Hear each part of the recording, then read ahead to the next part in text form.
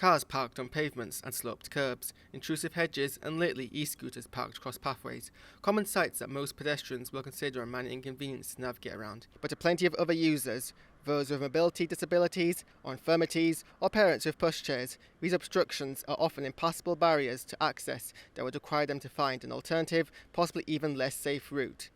These are not new occurrences. We've tried for 20 years, other groups have tried, combined groups have tried, but at the end of the day people still do park on pavements, and quite frankly until you actually get, I don't know whether it would be a traffic warden, a community warden or somebody actually checking pavements, nothing's going to happen.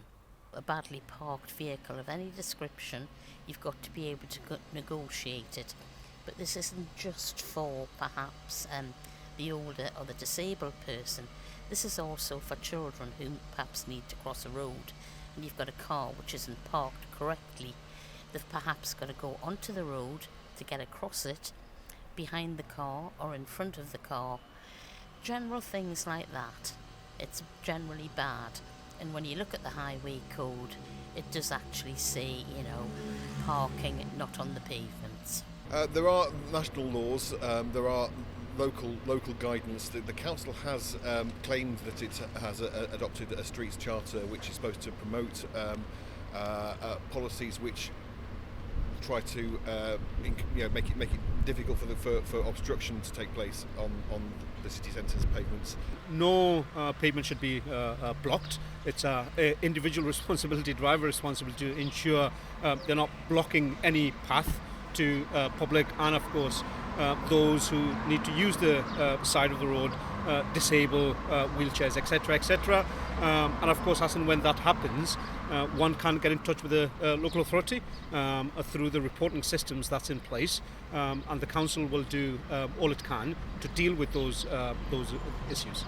My experience is that hasn't always been followed fully, and there are a number of areas where people have concerns, and I can see from having conversations with disabilities groups that they feel there continue to be obstructions in the city centre, which is a problem for them in terms of getting about easily.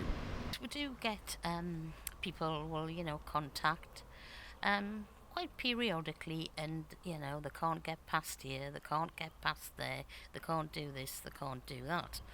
They're told to contact the police or contact the civic centre. But over the years I have found that you get a passy the ball.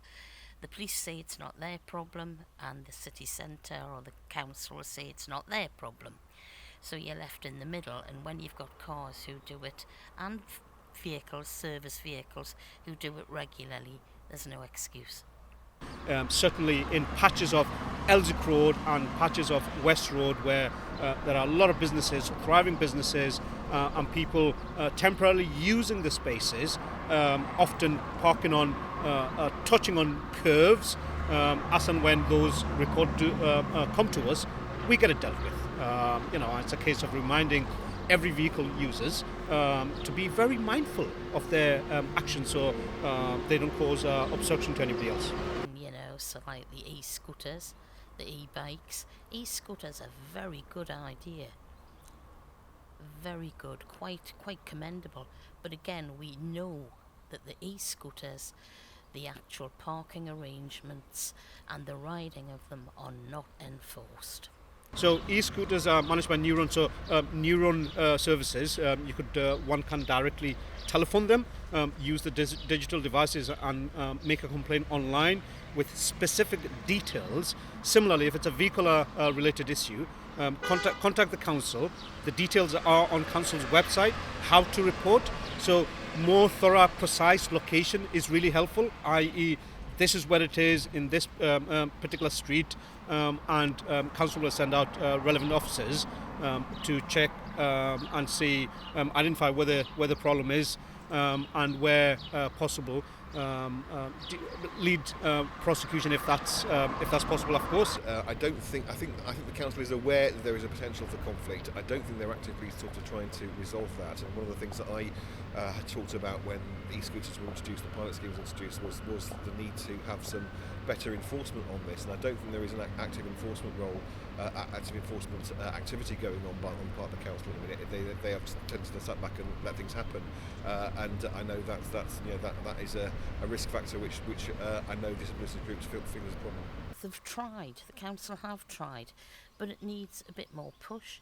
But I think what you've got to take into account, certainly for the last 20 years, if not 15, Newcastle City Council, along with others, has had their government budget cut year after year after year. So perhaps the employment of a warden to check on pavements is way down the list when you consider you've got to think about education, social services, generalised transport for the whole of the region. It's not number one priority. Why is it, do you think, that people don't consider the impact? Well, because basically it doesn't affect them. If it doesn't affect you, you don't know about it. What could be done to assist with the problem? I think by fining. I think we all know we don't like fines. We don't like having to pay for things, that we don't think we should. But again, parking on pavements, no. It's actually a hazard. I think that's absolutely something that needs to be looked at. I know the government has talked about introducing a new national policy on pavement parking, which is a bit of a grey area at the minute. It goes on in quite a lot of places, both in the city centre but also in residential areas of the city as well.